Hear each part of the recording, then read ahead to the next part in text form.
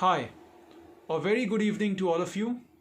I am Advocate Aditya Pratap, and it's nice to be back after a long time. Today I will be speaking on a very important issue, which is what are the kinds of plans home buyers are supposed to study when they invest in a real estate project. Now, investing in a real estate project is a very tricky task. After all, it involves investing your life savings.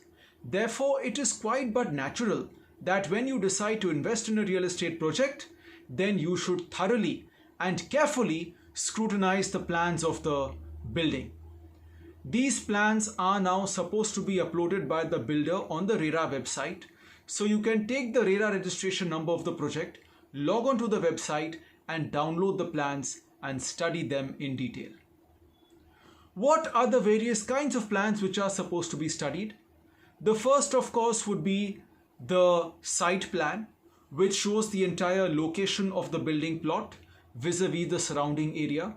The site plan will tell you what are the public roads next to the building, what are the nearby public gardens and facilities, what is the kind of municipal infrastructure which serves it. So in short, the site plan gives the location of the building with reference to the surrounding area. The second plan you should study is the layout plan.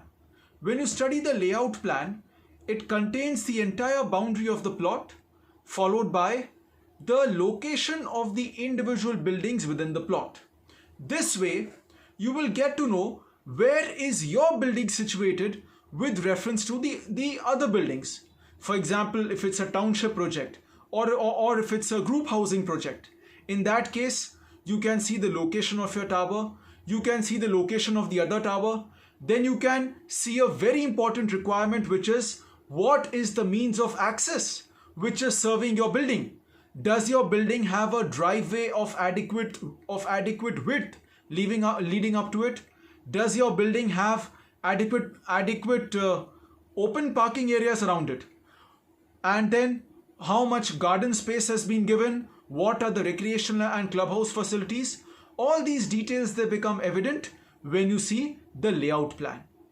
Then there are other important plans to be seen. For example, you have the building structural plan, which will give the vertical cross section of the building. How many floors are there?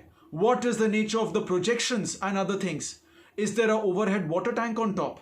Then you have to look at the floor plan, which is the horizontal surface plan, which shows the entire layout of the floor plate. Where are the rooms situated? Where are the columns? Where is the elevator? How big is the lobby? All these things will become evident in the floor plan. Then you have to see the recreation plan. That is, how much garden, what is the extent of recreational space provided by the builder in the building compound? Has he given a clubhouse? What kind of tree plantation is he doing? Do children have space to play? Do adults have a area to run or walk in? All these things will become evident when one studies the recreational plan. It is important to note that maximum frauds against home buyers happen in the case of the recreation plan because developers have demonstrated a repeated tendency not to give the recreation area required under law. For example, if the law says that 25% of the entire building compound should be devoted to gardens, you will find that the actual garden is provided in just 10 or 15%. The other part will be shown as a paved recreation ground, or maybe some tiny garden strip, some row of hedges and so on. Therefore, thorough scrutiny of this plan is very important to ensure that you get the quality of life which you are entitled to as a home buyer.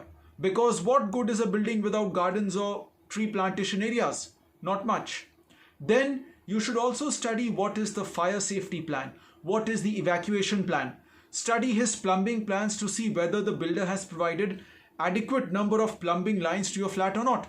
For example, if your flat has 3 bathrooms, or maybe if it's a 3 BHK, 4 BHK, you should see whether is the flat served by 2 or 3 separate plumbing lines from the water tank, or is it served by only one water pipeline.